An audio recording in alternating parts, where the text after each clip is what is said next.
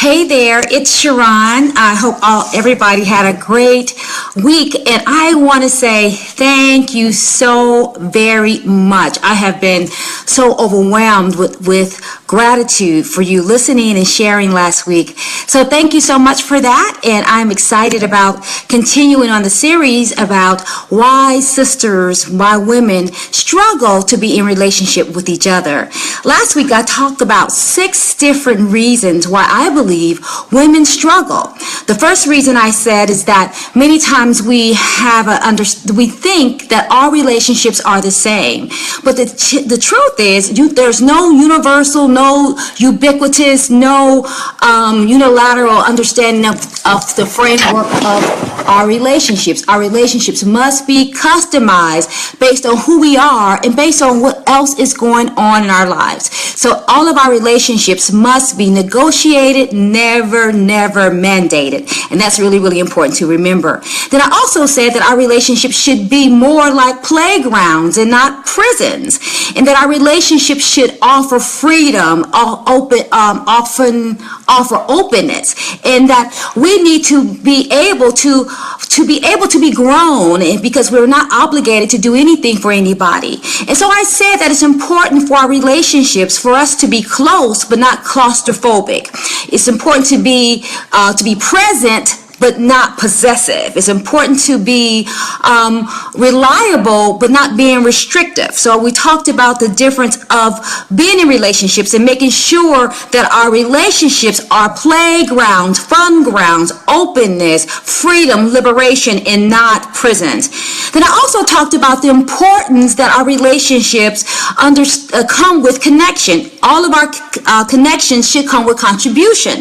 And I mentioned that in our relationships, there should always be a space for mutuality, for reciprocity, and that if we are not giving and sharing with each other, we should not be in relationship with each other. So again, I mentioned that our relationships should be places where we are trying to be optimizers and not opportunists. So that's really, really important. And then I also talked about that confidence can, but weakness won't. And what I meant by that is that if people don't love themselves, it's hard for you to love them. You can never love someone beyond their ability to love themselves. You can never respect someone beyond their ability to respect themselves. So I said that if people are weak and fragile, it's hard to be in relationship with them, because people who cannot stand on their own, they don't have their own back, which means that they cannot have your back. So it's important for us to understand that people need to be able to stand on their own, because if people are not able and not willing to stand on their own, they will always expect you to carry them. So we have to be okay with that. And then we talked about the importance of making sure that we have a purpose, because I said that it's hard to be in relationship with people if they don't know their purpose. Their purpose gives them their internal compass, their goals, their guides, their dreams, their aspirations. And if people have no purpose, no divine why, they lose their way. And when people lose their way, I said that they get into your way. And as a result, they become an impediment. They become a distraction in your life. And so as a result, the relationship does not become a relationship of fruitfulness. It becomes a relationship that proves to be fatal. So I talked about that. And then I also talked about that it's important to understand that being your friend is a powerful position, and people need to have the power to play. And I mentioned that so many times we get in relationships that people are not spiritually equipped. They are not emotionally mature. They're not intellectually acute. So as a result, they can't be in a relationship with you. If people are emotionally mature, they can't deal with adversity. They can't deal with storms. They can't deal with challenges. If people don't have any type of spiritual empowerment, they can't really be in relationships, because relationships require spiritual principles. Forgiveness, patience, long-suffering. All of those are spiritual principles. And then I said, if people cannot be in a relationship with you, if they don't have any experience or expertise to bring to the relationship, we need people in our lives with intellectual horsepower. We need people to have wisdom. So those are the things that I talked about last week about why it is difficult or a struggle to be in relationships with other women, really with other people, generally speaking. Today I want to talk about two more areas that why women struggle to be in relationships with each other. I want to say that women struggle because of what I call bad eyes. Bad eyes. What do I mean by that? When we have a bad eye, that means that we don't have clarity about who we are and who we are not. And as a result, if we don't know who we are, what we need, where we're going, what we hope to contribute to the world, we don't show up in a powerful position to be able to engage with each other. We need to know who we are. And if we don't know who we are, we can't be companions. All we can do is be chameleons. Why is that? If you don't know who you are and who you are not, you will always be at the mercy of someone to define you. And if you don't know who you are, who you are not, you can never be a companion. You can only be a chameleon, because chameleons are shapeshifters. They are imposters. They are impersonators. They are fakes. They're phonies. They are frauds. And anytime a person cannot be who they are, they cannot be stable because they don't know who they are, they cannot be trusted. It doesn't really breed security when you have a Monday personality, then a Wednesday personality, then you have a Friday personality. We don't know who you are, and we don't know who you are not. So as a result, we can't be in relationship with you. We can't be companions because you are a chameleon. We have to be mindful and be careful. When people don't know who they are, they become parrots, they become puppets, they become pawns, they become pimps, and some people will prostitute themselves because they become people pleasers. We have to be careful that when people don't have clarity about who they are more concerned about pleasing others than pleasing themselves. And people who are people pleasers cannot be trusted because they are chameleons. They don't know who they are. They don't know who they are not. So as a result, they can't be trusted. Be careful if a person doesn't know who they are, because they will always follow the crowd and they will never follow their conscience. They will always follow people and they will never follow their peace. They will always choose to be popular and they will never choose to be prophetic. So we got to be careful when people don't have clarity about who they are. You can't be friends with them because they will be chameleons. They will never be companions. The second thing is important, that if people don't know who they are, if they fail to have clarity, the challenge is that they can never be in connection with you, because two people who don't know who they are don't make a connection, they make a collision. Because if you don't know who you are and where you're going, we're going to run into each other. And we are going to be detriments to each other. It's so important that people know who they are, because if people don't know who they are, they don't know where they're going. And the worst thing you can do is to be in a relationship with a person that has no direction. They don't know who they are. They don't know where they're going. They always are going to be in the wrong lane. So, and if you think about it, we all know people in our lives who are cute but clueless.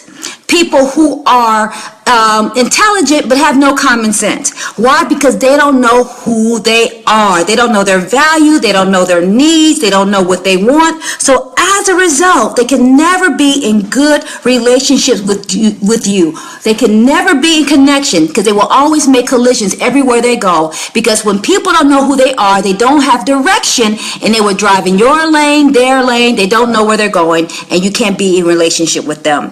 The third thing that is so critical, when people don't know who they are, when they don't have clarity, you can never be in collaboration with them. You can only be in a codependency with them. Why is that so key?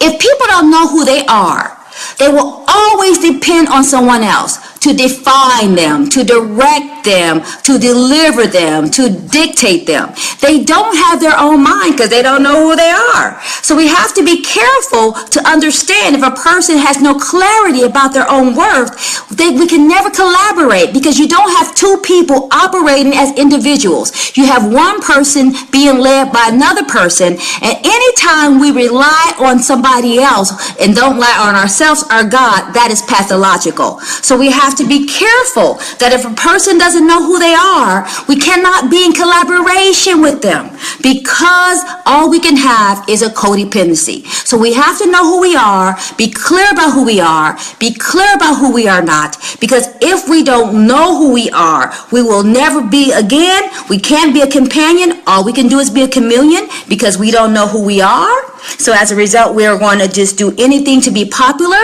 We will do anything for praise. We will do anything for profit. If we don't know who we are, we will never be able to have a connection. We will have a collision, because you have two people who don't know where they're going, and they're going to crash into each other, and the relationship will be toxic and miserable. And if you don't know who you are, you don't have clarity, you will only be in codependent relationships. Relationships should be interdependent.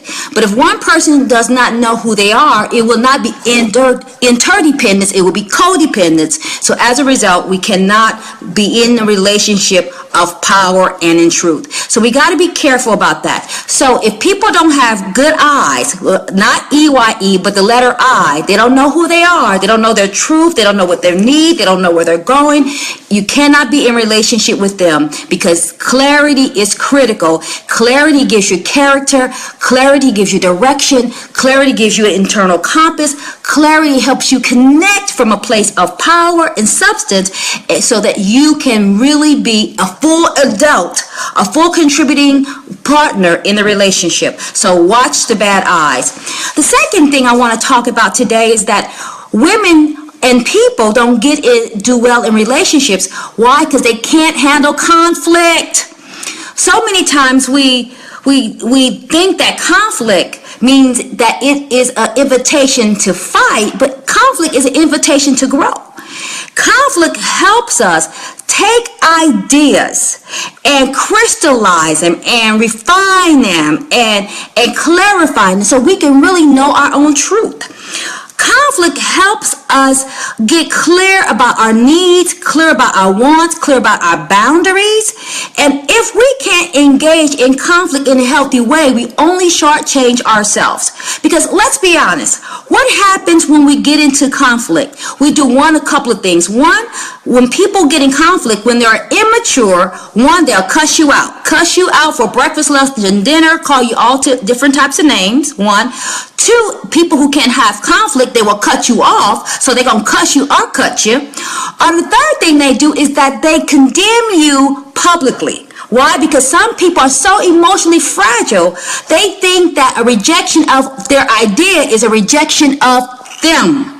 So we got to be careful when we deal with people, that people are spiritually mature, emotionally mature, so that they can understand that it's okay to attack a thought without attacking the thinker. It's okay to attack the belief without attacking the believer. It's okay to attack the message without attacking the messenger.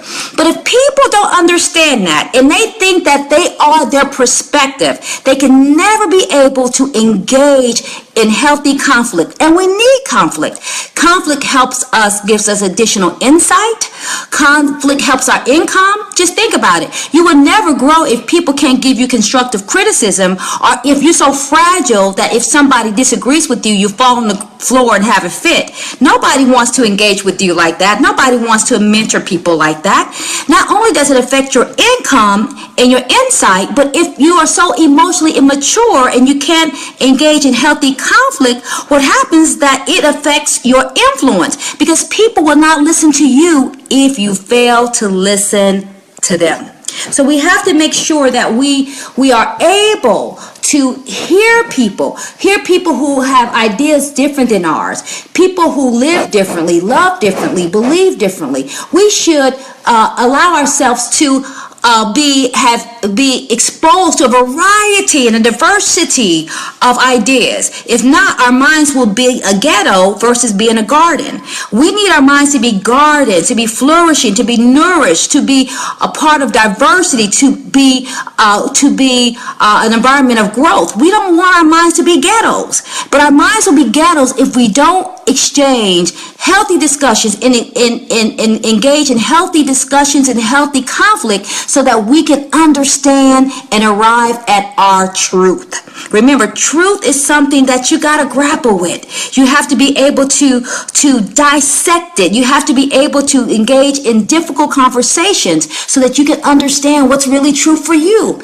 And conflict teaches us, healthy conflict teaches us how to listen, how to establish boundaries, how to be patient, how to be analytical, how to be critical. We need all of those aspects so that we can be our best selves. None of us becomes our best selves by ourselves. And so if you want to have fruitful, healthy relationships, you have to be able to engage in healthy conflict, because again, conflict is not an invitation to fight.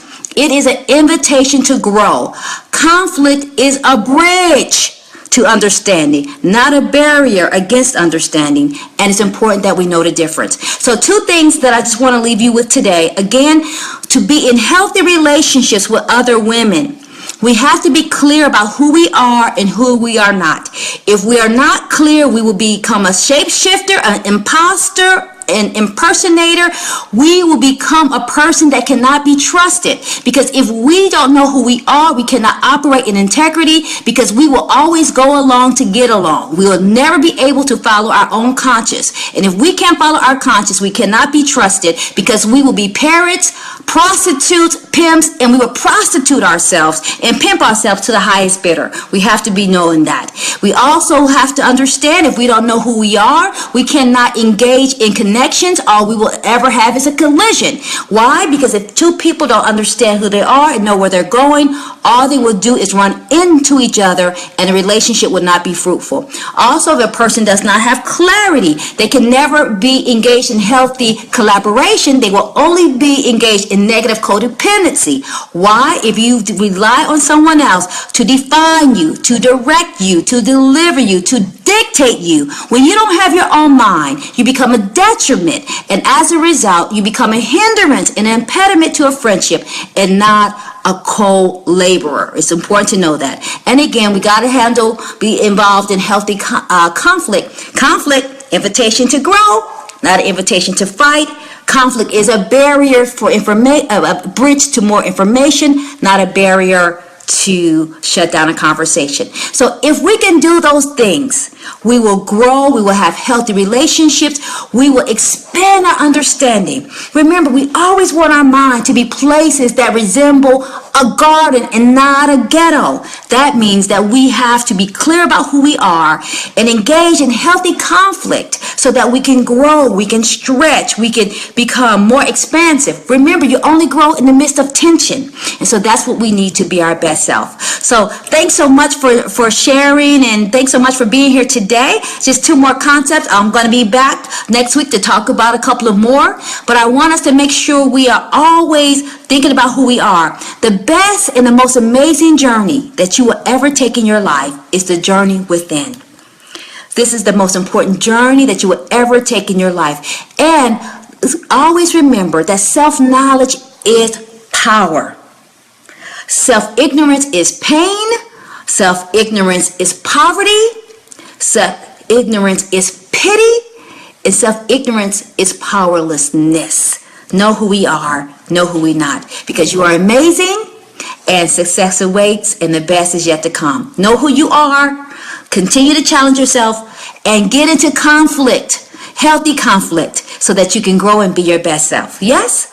Blessings to you always, and thanks so much for listening.